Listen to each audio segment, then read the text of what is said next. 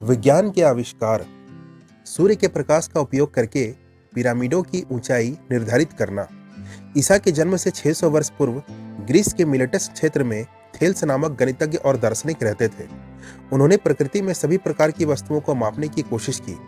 उनके आकार आयतन को निर्धारित करने के लिए उन्होंने पिरामिड के शीर्ष पर चढ़े बिना जमीन से उनकी ऊंचाई को मापने के लिए एक विशेष विधि का आविष्कार किया। हालांकि इस ऊंचाई को निर्धारित करने के लिए उन्होंने सूर्य के प्रकाश का इंतजार किया।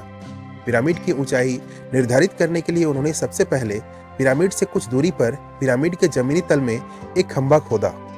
खंभे की लंबाई की त्रिज्या को उस हिस्से पर केंद्रित करते हुए जमीन पर एक वृत्त बनाया जहां खंभा गड़ा हुआ था।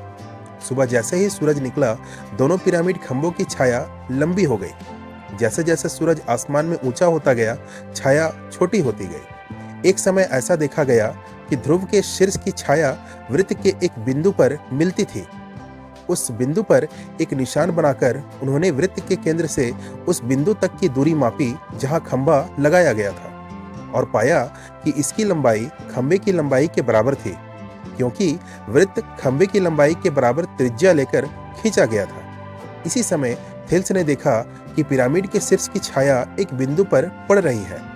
उन्होंने उस बिंदु को चिन्हित किया और उस बिंदु से पिरामिड की जमीन के मध्य बिंदु तक की दूरी मापी और सिद्ध कर दिया कि यह दूरी पिरामिड की ऊंचाई है।